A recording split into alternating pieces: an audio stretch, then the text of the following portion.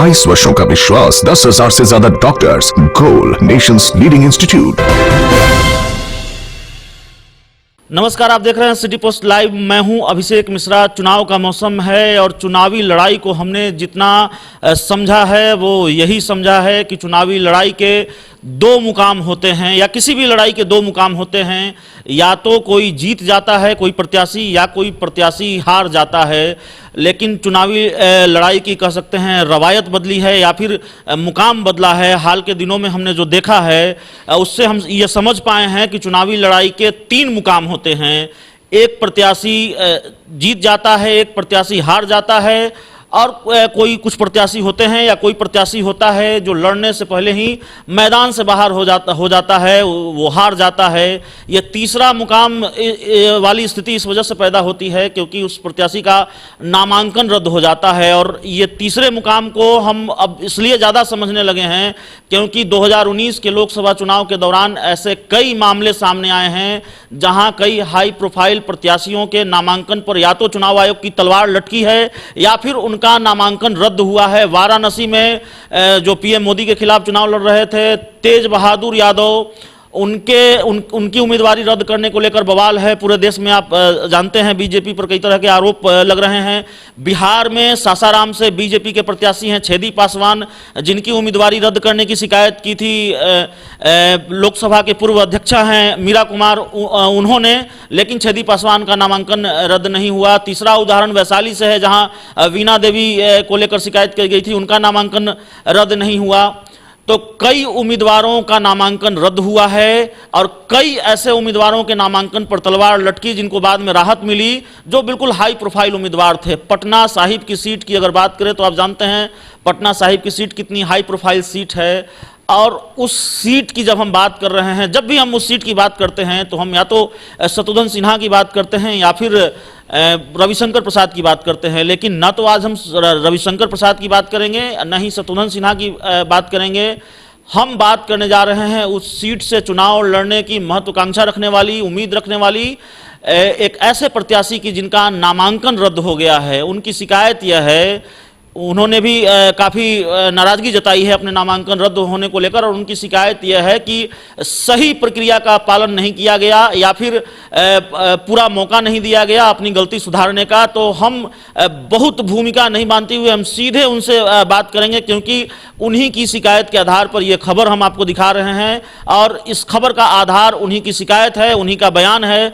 तो सीधे हम उनके पास चलेंगे। मैम, आपका स्वागत है सिटी पोस्ट लाइव में। और क्या नाम हुआ आपका? मेरा नाम है गुलफिशा जबी उर्फ सुगन।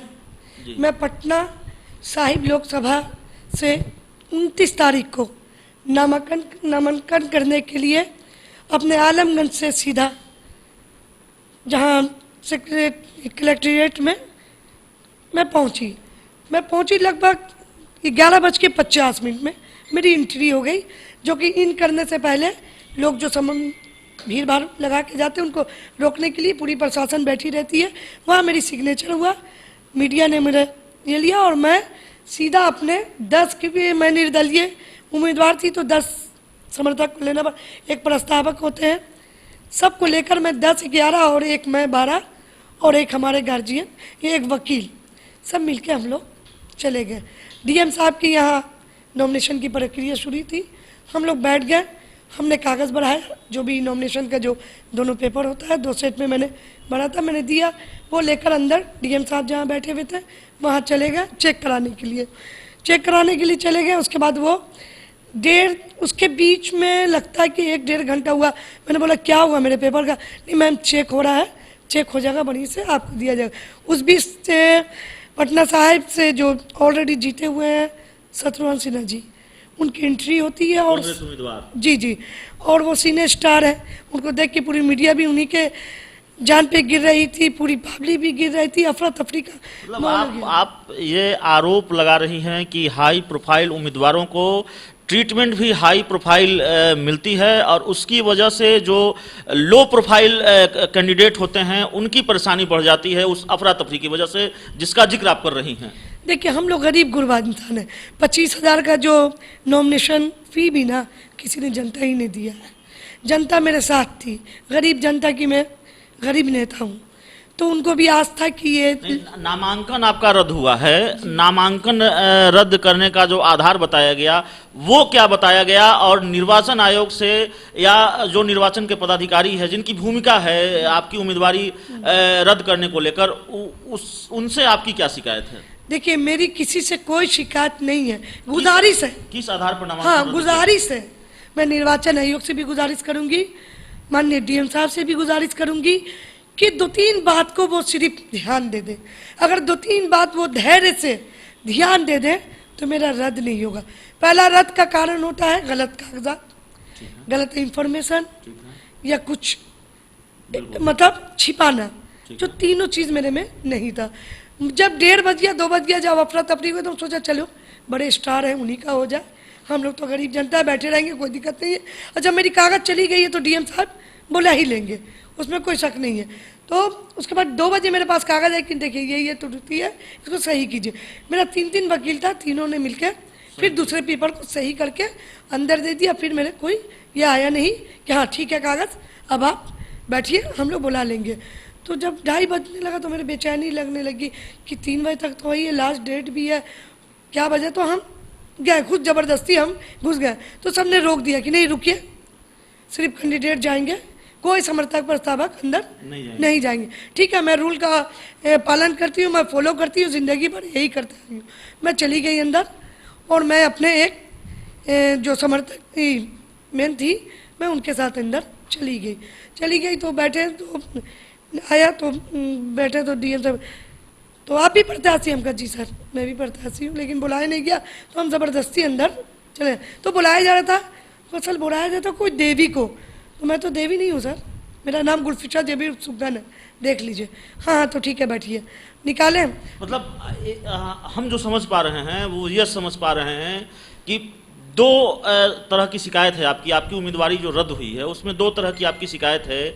पहली शिकायत यह है कि आपने 2 सेट में नामांकन भरा जी, एक सेट में आंशिक रूप से गलतियां हो सकती हैं, आप ये कबूल कर रही हैं।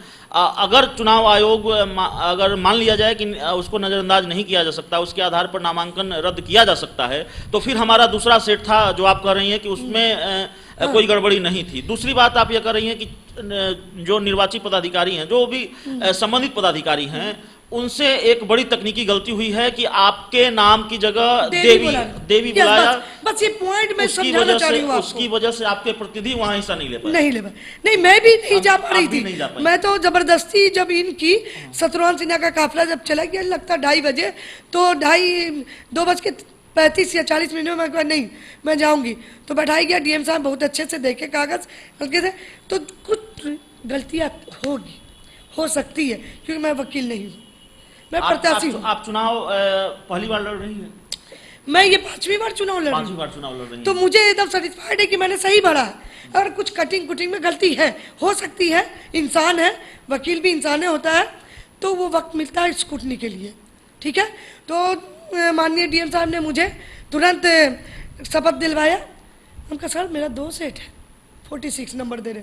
अच्छा ऐसा है। उस बीच 2 फिर नॉमिनेशन हो चुका था, तीसरा में मुझे 46 या 49 मेरा 2 सेट में ये हुआ।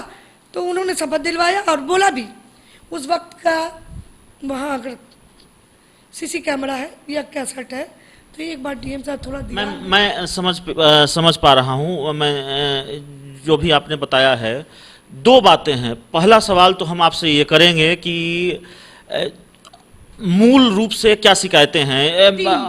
3 आप बता दें क्या शिकायतें हैं आपकी? पहला शिकायत ये है कि मैं देवी नहीं हूँ, गुलफिशा जेबी हूँ। दूसरा कि हमें जब शपथ करवा दिया गया तो सर्टिफिकेट यहाँ लगता है कि सही है, तभी तो इन्होंने शपथ दिलवा दिया। और वहाँ मुझे रिसीविंग मिला 2 पार्ट में जमा किया उसका। फिर ये चेक लिस्ट एक होता है, उससे पता चल जाता है कि क्या कमी है, वो स्क्रूटनी के पहले आप स्क्रूटनी के दिन सही कर सकते हैं। चेक लिस्ट मुझे न सिग्नेचर करवाया गया, नहीं कुछ, ब्लैंक है, वो कागज मैं प्रस्तुत कर चुकी हूँ। 3 तकनीकी गड़बड़ियों का जिक्र आप कर रही हैं। आपको जो चेकलिस्ट मिला है मेरे हाथ में नहीं मिला, सिग्नेचर नहीं करवाया गया, देवी पुकारा गया, जो भी आप गड़बड़ियों का जिक्र कर रही हैं। हमारा दूसरा सवाल यह है कि आपका नामांकन रद्द हो गया, आपने शिकायत खुलकर जाहिर कर रही हैं आप सार्वजनिक रूप से कि ये गड़बड़ी हुई है, तकनीकी गड़बड़ी। अब आप क्या करेंगी, कौन सा कदम उठाने वाली हैं? देखिए, जिस दिन मतलब कोई स्कूटनी का सेकंड डे दिन था, आदमी मेरा बैठा रहा, देवी देवी कोई नहीं जानता है, मेरा सुगन भी बोल देते ना तो लोग एक्टिव होकर मुझे फ़ोन करके बुला लेता, क्योंकि वहाँ घटना एक हुई थी, उसी में मैं फंसी भी थी और मैं 2 बजे इन कर गई, तब तक जा चुके थे सब। मैं 5 बजे 6 बजे तक इंतज़ार जब करती रही, तब मैंने पूछा तो बोले आपका रद्द कर दिया है। मैं कारण सर आप वक्त में नहीं आई थी। सर अब मेरा आदमी तो बैठा हुआ है, आप देख लें, सीसी कैमरा में भी देख लीजिए, 2 बजे मैं बैठी भी हूँ। मतलब फिर वही बात है कि देवी पुकारा गया, इसकी वजह से आपके प्रतिनिधि भी उस स्कूटनी का हिस्सा नहीं बन सकते, नहीं शिकायत है। और दूसरा एकदम सिंपल है कि मैं जो भी निर्वाचन आयोग से और जो भी इसके ऑथराइज है, मैं उनसे गुजारिश करूंगी कि मेरे पेपर को फिर से चेक कराया जाए, ज़्यादा गलती है तो रिजेक्ट किया जाए, हल्की फुल्की थी तो मैं स्कूटनी में उसको कर सकती थी। इसी के लिए मैं सिर्फ गुजारिश करने आई हूँ निर्वाचन आयोग से, मीडियागण से, सभी लोग से कि मुझ गरीब पे समझ के जो अगर राइट बनता है कि मैं गलत हूँ तो मुझे रिजेक्ट किया जाए, और मेरा कारण गलत है तो रिजेक्ट किया जाए, अगर मैं सही हूँ तो मेरे नॉमिनेशन को फिर से वापस करके मुझे फिर से चुनाव मैदान में उतरने के लिए गरीबों के बीच में लड़ने का एक मौका दिया जाए। तो निर्वाचन आयोग से इनकी अपील है कि अगर गलती छोटी है तो चुनाव लड़ने का मौका दिया जाए, और निर्वाचन आयोग की गड़बड़ियों की ओर इशारा कर रही हैं ये कि कई तकनीकी गड़बड़ियां हुई हैं। मसलन मेरा नाम देवी नहीं है, देवी कह के पुकारा गया, तो न तो मैं पहले दिन स्क्रूटनी में हिस्सा ले सकी और न ही दूसरे दिन मैं हमारे प्रतिनिधि हाजिर हो सके। दूसरी बात है कि जो इनको चेकलिस्ट मिला उनमें इनका हस्ताक्षर नहीं था, शपथ दिलवा दिया गया, कई तरह की तकनीकी गड़बड़ियों का जिक्र कर रही हैं।